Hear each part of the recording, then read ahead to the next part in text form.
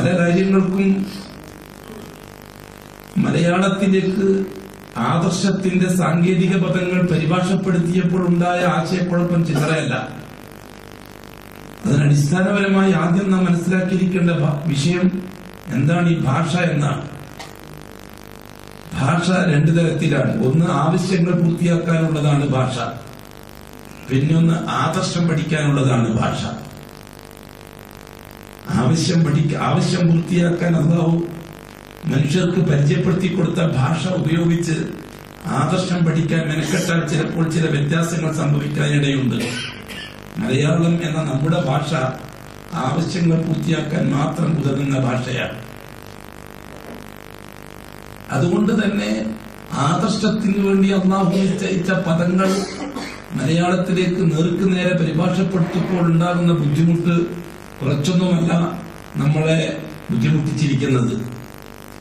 ഒരുപാട് വിഷയങ്ങളുണ്ട്.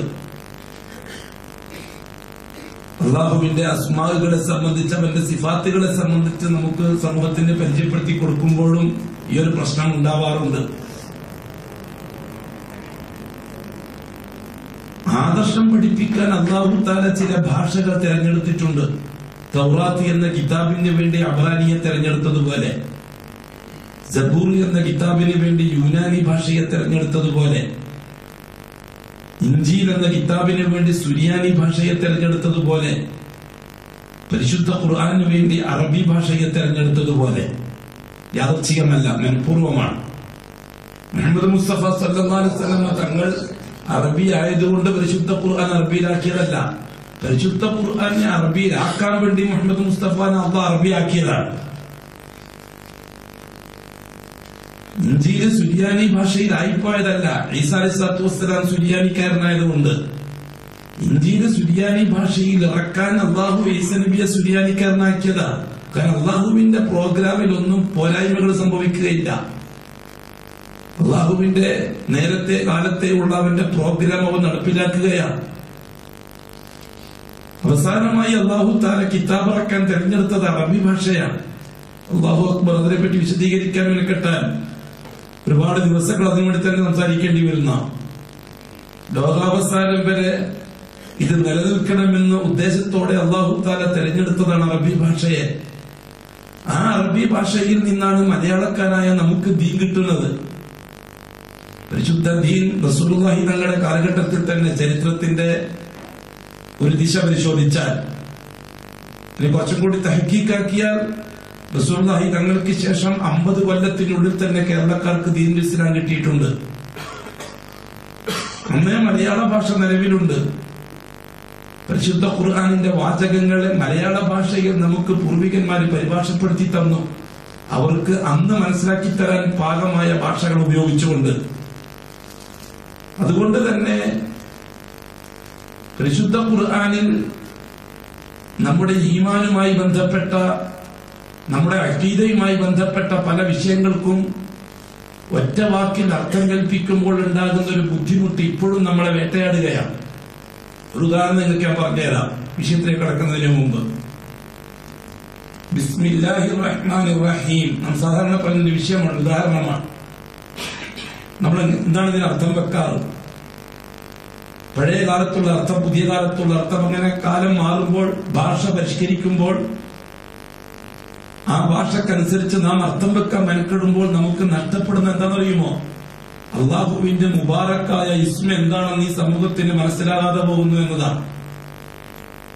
ഉദാഹരണത്തിന് നമ്മുടെ പൂർവികന്മാർ ഒരു നൂറ്റാണ്ട് മുമ്പ് ബിസ്മില്ലാഹിക്ക് അർത്ഥം വെക്കാൻ എന്തായിരുന്നു? നമ്മുടെയൊക്കെ കിതാബ് ഓതി പഠിക്കുന്ന സമയത്ത് പഴയ ഉസ്താദുമാർ പഴയ മലയാളത്തിൽ അർത്ഥം വെച്ച് തരും. ബിസ്മില്ലാഹി, അള്ളാഹുവിന്റെ നാമത്തിൽ ഞാൻ ആരംഭിക്കുന്നു. എങ്ങനെയുള്ള അല്ലാഹ്? അർ-റഹ്മാനി. എന്താ അർത്ഥം വെക്കത്? പരമ കരുണാകരനും കരുണാനിധിയൊന്നും പണ്ടുള്ള അറിയില്ല, അതിൽ ഇപ്പം വന്നതാ. പണ്ടുള്ള അർത്ഥം വെക്കാൻ എങ്ങനെ? അർ-റഹ്മാൻ. എങ്ങനത്തെ അല്ലാഹ്? ഈ ദുനിയാവിൽ അനുസരിക്കുന്നവർക്കും അനുസരിക്കാത്തവർക്കും ഒരുപോലെ ഗുണം ചെയ്യുന്ന അല്ലാഹ്. പിന്നെന്തത്തെ അല്ലാഹ്? അർ-റഹീം. ഈ ദുനിയാവിൽ അനുസരിച്ചവർക്ക് ആഖിറത്തിൽ പ്രത്യേകം ഗുണം ചെയ്യുന്ന അല്ലാഹ്. ഏതാണ്ട് റഹ്മാൻ റഹീം നമുക്ക് മനസ്സിലാവുന്നുണ്ട്. അതെല്ലാം കൂടി പരിഷ്കരിച്ചപ്പോൾ സംഭവിച്ചത് എന്താ? നാം അതിനെ മലയാളമാക്കി മാറ്റി. നാം അതിന്റെ ആശയങ്ങളെല്ലാം ശ്രദ്ധിച്ചത് ഭാഷ നന്നാക്കാനാണ് കേട്ടത്. ഒരു കാര്യം വ്യക്തമാവട്ടെ, പണ്ഡിതന്മാർ ഭാഷ നന്നാക്കാൻ മെനക്കെടുമ്പോൾ ആ വിഷയത്തിൽ കറങ്ങിപ്പോകുന്നത് സാധാരണക്കാരാണെന്നുള്ളൊരു യാഥാർത്ഥ്യമാണ്. നാം അതിന് ലേറ്റസ്റ്റ് ആക്കി എന്താക്കി മോഡേൺ മലയാളമാക്കി. പരമകാരുണ്യകനും കരുണാനിധിയുമായ അള്ളാഹുവിന്റെ നാമത്തിൽ ഞാൻ ആരംഭിക്കുന്നു. എന്താണ് മലയാളത്തിൽ പരമകാരുണ്യകൻ എന്ന് പറഞ്ഞാൽ? ആരും പറയില്ല. എന്താണ് കരുണാനിധി എന്ന് പറഞ്ഞാൽ മലയാളത്തില് ഡിക്ഷണറിയിൽ അങ്ങനെ ഒരു പരിഭാഷയോ അതിലില്ല. പരമകാരുണ്യകൻ എന്ന വാക്ക് റഹ്മാൻ എന്ന അള്ളാഹുവിന്റെ ഇസ്മിന് കടമെടുക്കുമ്പോൾ ഇച്ചിരി സൂക്ഷിക്കേണ്ടതായിരുന്നില്ലേ? കരുണാനിധി എന്ന മലയാള വാക്ക് റഹീം എന്ന അള്ളാഹുവിന്റെ സിഫത്തിനും ഇസ്മിനും കടമെടുക്കുമ്പോൾ ഇച്ചിരി ശ്രദ്ധിക്കേണ്ടതായിരുന്നില്ലേ? എന്താ സംഭവിച്ചത്? റഹ്മാൻ ആരാണ്, റഹീം ആരാണെന്ന് മനസ്സിലാകാതെ പോയി സമുദായത്തിൽ. എല്ലാവർക്കും അർത്ഥം വെക്കാൻ അറിയാം. കുട്ടികൾ മുതൽ വലിയാളെ മുതൽ മൗലവിമാർക്ക് വരെ അർത്ഥം വെക്കാൻ അറിയാം. കരുണകാരനും കരുണാനിധിയുമായ അള്ളാഹു. കുട്ടികളെന്താ ഇരിക്കുക? കരുണാകരൻ കേരളത്തിലും കരുണാനിധി തമിഴ്നാട്ടിലും. കുട്ടികൾക്കാകെ കേട്ട് പരിചയമുള്ള രണ്ട് കരുണ അതാ. ഇവിടെയാണ് ആവശ്യം പൂർത്തിയാക്കാൻ നിശ്ചയിച്ചതെന്ന ഭാഷയിലേക്ക് ആദർശത്തിന്റെ വാചകങ്ങൾ പരിഭാഷപ്പെടുത്തുമ്പോൾ ശ്രദ്ധ പതിപ്പിക്കേണ്ടിയിരിക്കേണ്ടത്. ഇവിടെ റഹ്മാൻ എന്നത് അള്ളാഹുവിന്റെ ഒരു സിഫത്താണ്, അള്ളാഹുവിന്റെ ഒരു ഇസ്മാണ്. ആ ഇസ്മിന് ഒരു സിഫത്തുണ്ട്, അത് റഹ്മത്താണ്. റഹീം എന്നതും റഹ്മത്തിൽ നിന്ന് വന്നതാണ്. റഹ്മത്ത് എന്നാൽ എന്താണ്? അത് പഠിക്കുമ്പോഴാണ് റഹ്മാൻ എന്നാൽ എന്താണെന്ന് മനസ്സിലാകുക. കുറച്ചും കൂടി പഠിക്കുമ്പോഴാണ് റഹീം എന്താണെന്ന് മനസ്സിലാകുക. അത് പഠിക്കാൻ നമ്മൾ തയ്യാറാകാറില്ല. പൊതുവെ നാം മലയാളത്തിൽ അർത്ഥം വെച്ചു പോകാറേ ഉള്ളൂ. അതുകൊണ്ട് നമുക്ക് അള്ളാഹുവിനെ മനസ്സിലാകാതെ പോയി. ആർക്ക്? അള്ളാഹുവിനെ പറ്റി പറയുന്ന നമുക്ക്, പുറത്തുവാക്കല്ല, നമുക്ക് അള്ളാഹുവിനെ മനസ്സിലാകാതെ പോയി. ഇതേപോലെ ഒരുപാട് വിഷയങ്ങൾ, ഞാൻ അതിലേക്കൊന്നും ഇപ്പൊ കയറി പിടിക്കുന്നില്ല, ഒരുപാട് വിഷയങ്ങൾ ഈ രീതി നമുക്ക് കാണാൻ പറ്റുന്നതാണ്. ആ കൂട്ടത്തിൽ വാക്കർത്ഥം വെച്ച് പോകുമ്പോൾ ഉണ്ടാകുന്ന ഒരു ബുദ്ധിമുട്ട് സ്വാഭാവികമായിട്ടും നമുക്ക് സംഭവിക്കാറുണ്ട് എന്നാണ് പറഞ്ഞു വരുന്നത്. ഇച്ചിരി വിശദീകരണം ആവശ്യമുള്ള വിഷയമായിരിക്കും അതൊക്കെ. ആദർശം പറയാൻ ഫിറ്റല്ലാത്ത ഭാഷയിലേക്ക് ആദർശത്തിന്റെ പദങ്ങൾ പരിഭാഷപ്പെടുത്തേണ്ടി വരുമ്പോൾ ഇച്ചിരി വിശദീകരണം പണ്ഡിതന്മാരിൽ നിന്നുണ്ടാകേണ്ടത് ആവശ്യമാണ്. ഒറ്റ വാക്കിൽ അർത്ഥം വെച്ചു പോയാൽ ഉമ്മത്ത് ആദർശം മനസ്സിലാവാതെ വിഷമിച്ചു പോകും. ഒരു വാക്കാണ് റബ്ബ്. എന്താണ് റബ്ബിന്റെ മാന? രക്ഷിതാവ്. സ്കൂളിൽ കുട്ടിയെ ചേർക്കാൻ വേണ്ടി പോയി.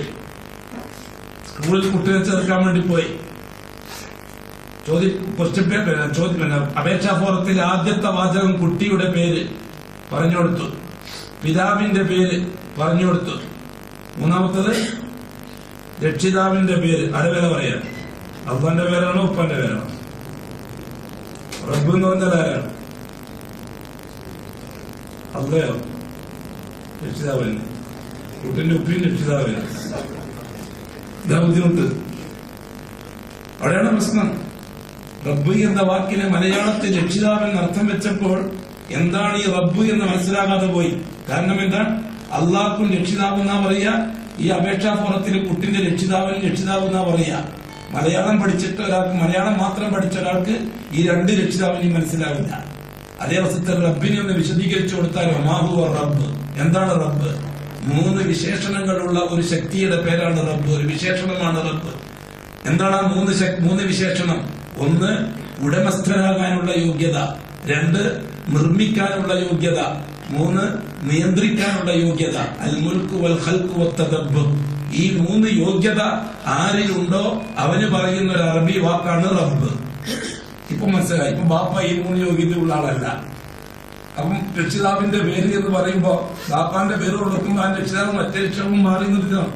ഇനിയേ പറഞ്ഞിട്ടുള്ളൂ, വരുന്നില്ലേ കാര്യം. ഒന്ന് വിശദീകരിച്ച് പഠിച്ചേ പറ്റൂ. ദീൻ പഠിക്കുമ്പോൾ തന്നെ പഠിക്കണം. എങ്ങനെയെങ്കിലും പഠിച്ചാൽ ദീനാവൂല. ഇത്രയേ ഉള്ളൂ കാര്യങ്ങൾ. ഇവിടെ റബ്ബ് എന്ന് പറഞ്ഞാൽ അവൻ എന്റെ റബ്ബെ, എന്റെ രക്ഷിതാവെ അർത്ഥം വെക്കുമ്പോൾ ആർക്കും ഒന്നും മനസ്സിലായില്ല. മറിച്ച് റബ്ബ് എന്താണെന്ന് പഠിച്ച ഒരാള് റബ്ബെ റബ്ബന എന്ന് പറയുമ്പോൾ എന്റെ ഉടമസ്ഥനും എന്നെ നിർമ്മിച്ചവനും എന്നെ നിയന്ത്രിച്ചുകൊണ്ടിരിക്കുന്നവനുമായവനെ എന്നർത്ഥം മനസ്സിൽ വരും. അല്ലേ? റബ്ബ് എന്താണ് വിളിച്ച മലയാളത്തിൽ റബ്ബ് രക്ഷിതാവെന്ന് പഠിച്ചാൽ ഇത് വരുമോ? ഇത് പറഞ്ഞു. ഇതേപോലെ ചില പ്രയോഗങ്ങളുണ്ട് എന്നാ പറഞ്ഞു വന്നത് വിഷയത്തിന് മുമ്പ്.